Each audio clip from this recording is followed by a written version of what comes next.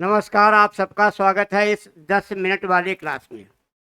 हमारे इस प्लेटफॉर्म से सभी विषयों का एक 10 मिनट का भी क्लास चलता है और हम कोशिश करते हैं 10 मिनट में कुछ आपको ऐसा बताएं, उस पर्टिकुलर टॉपिक की पूरी बात आपकी समझ में आ जाए। आज हम इसमें आपको बताएंगे संज्ञा। संज्ञा एक बहुत बड़ा टॉपिक है। अब इसको हम कैसे 10 मिनट में हल कर सकते हैं, तो 10 मिनट में संज्ञा सीखिए, कभी आप भूलेंगे भी नहीं। देखो, संज्ञा होता क्या है? किसी वस्तु, व्यक्ति, स्थान आज के नाम का बोध कराने वाले जो शब्द होते हैं, किसी व्यक्ति, वस्तु, स्थान लिख भी देते हैं। किसी व्यक्ति, वस्तु, स्थान आज के नाम का बोध कराने वाले शब्द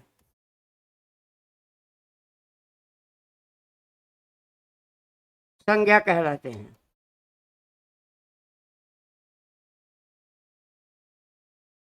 किसी वस्तु, व्यक्ति, स्थान आदि का बोध कराने वाले शब्द संज्ञा कहलाते हैं।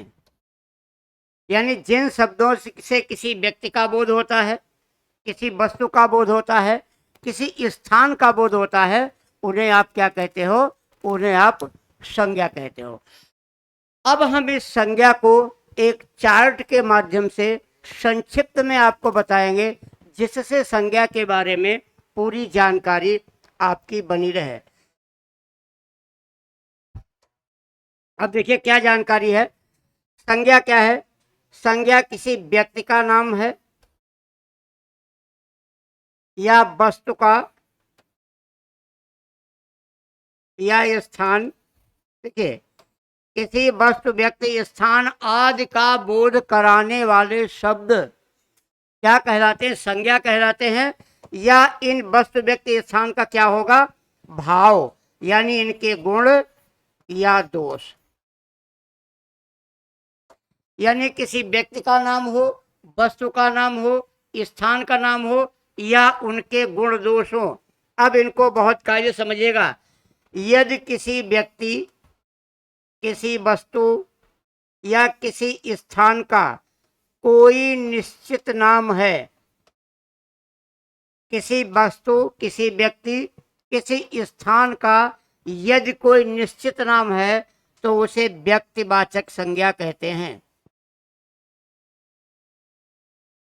यानी किसी व्यक्ति, वस्तु, स्थान का अगर कोई निश्चित नाम है तो उसे व्यक्तिवाचक संज्ञा कहते हैं।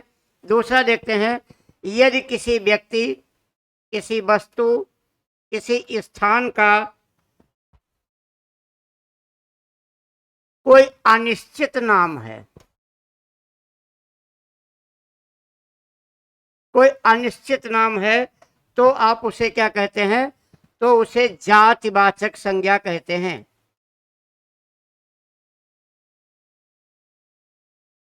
और अगर किसी व्यक्ति, वस्तु, स्थान आदि के गुण दोष का वर्णन कहीं से हो रहा है, तो उसे भाववाचक संज्ञा कहते हैं। यानी संज्ञा मुख्य रूप से 3 प्रकार की ही होती है।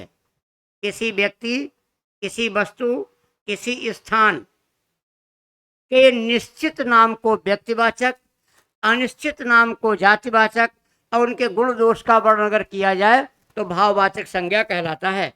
अब देखिए इसका उदाहरण देख करके कैसे आपको समझ में आता है। जैसे हमने लिखा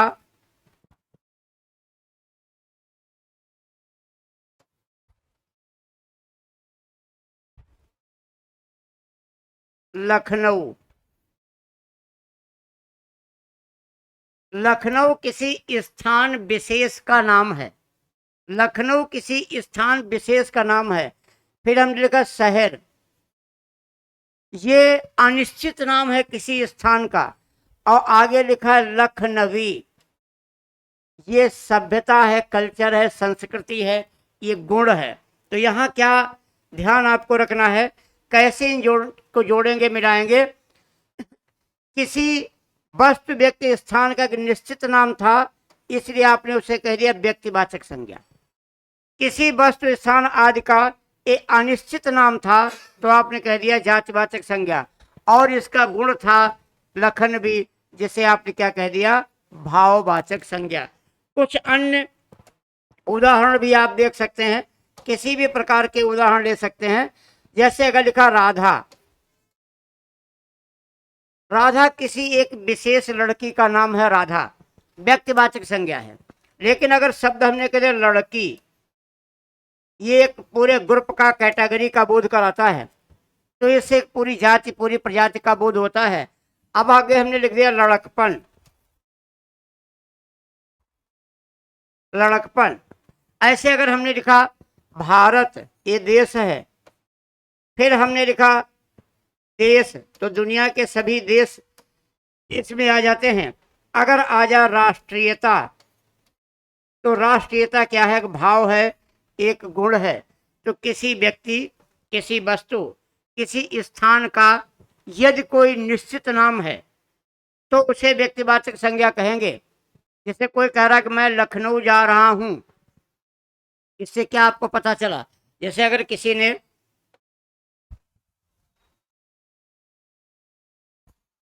यहां लिख देते हैं रोहन लखनऊ गया है, रोहन लखनऊ गया है। आगे लिखते हैं रोहन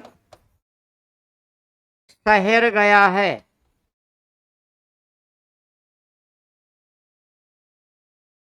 अगला है रोहन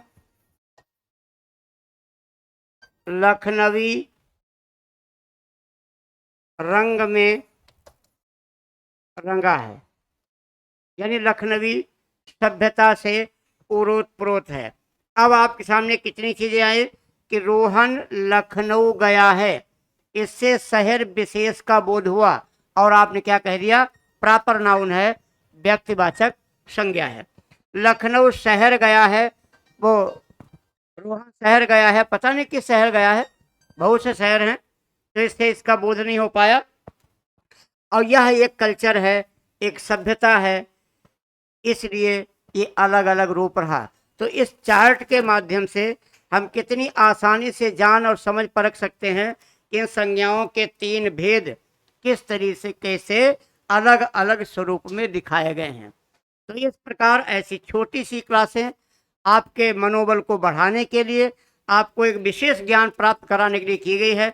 तो आज की इस 10 मिनट की क्लास को यहीं रोकते हैं, फिर अगली 10 मिनट की क्लास में आपसे मुलाकात होती है। तब तक नमस्कार, जय हिंद।